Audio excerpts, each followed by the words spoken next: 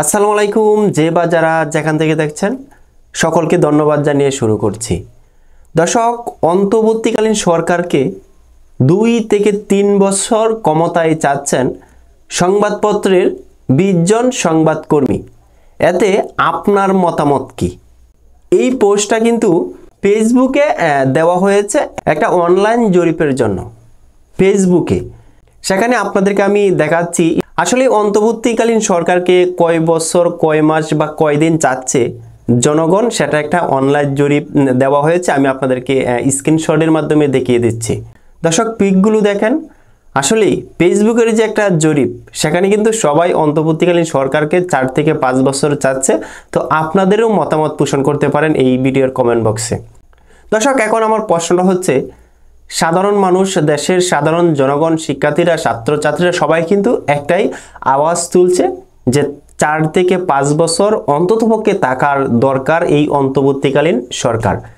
তবে এখানে প্রশ্নটা হচ্ছে, বিভিন্ন রাজনৈতিক দলের নেতারা কি সেটা মেনে নেবেন কিংবা মানবেন কিনা, সেটাই প্রশ্ন। অন্তর্বর্তীকালীন সরকারকে ইতিমধ্যে অনেক দলগুলো নির্বাচনের রুটম্যাপ, নির্বাচন কবে, নির্বাচনের জন্য একটা প্রস্তুতি, নির্বাচনের ডেট কিভাবে এগিয়ে নিয়ে আসা যায়, এরকমভাবেও তলে তলে চাপ দেওয়া হচ্ছে। আমরা বিভিন্ন মিডিয়াতে কিংবা শুনতে পাচ্ছি। এখন দর্শক, আপনার মতামত কি? এই ভিডিওর কমেন্ট বক্সে কিন্তু আপনি লিখে যাবেন আপনি কতদিন পরে অন্তর্বর্তীকালীন সরকার নির্বাচন দিয়েও কিংবা ওনারা কত বছর দেশ চালালে দেশটাকে সঠিক পথে এগিয়ে নিয়ে যেতে পারবে কিংবা দেশকে স্থিতিশীল একটা পরিবেশ তৈরি করতে পারবে। আপনাদের মতামত অবশ্যই উল্লেখ করবেন।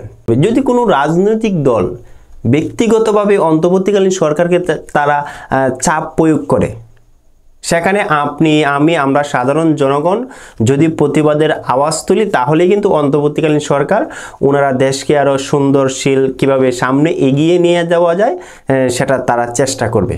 এটা কিন্তু আপনি, আমি, আমরা সবাই বাংলাদেশের যে নাগরিকরা আছি তারা সিলেক্টেড করতে হবে নির্বাচনের ডেট। যদি আপনি আমি হাল ছেড়ে দিই, তাহলে কিন্তু রাজনৈতিক যে নেতৃবৃন্দ আছে, রাজনৈতিক যে দলগুলো আছে, ওনারা কিন্তু অন্তর্বর্তীকালীন সরকারকে চাপ প্রয়োগ করবে, যে কারণে ওনারা নির্বাচন দিতে বাধ্য হবে। এখন আপনার আর আমার সঠিক সিদ্ধান্ত অনুযায়ী কিন্তু নির্বাচনের দিকে অন্তর্বর্তীকালীন সরকারকে এগিয়ে যাবে। আপনি, আমি, আমরা সবাই ওনাদেরকে সাপোর্ট দিতে হবে। আর তা না হলে কিন্তু ওনারা বেশি দিন এই দেশ চালানোর কাজে থাকতে পারবে না। রাজনৈতিক দলেরা যদি চাপ প্রয়োগ করে, আমরা যদি তা থেকে উৎসাহ না দিই।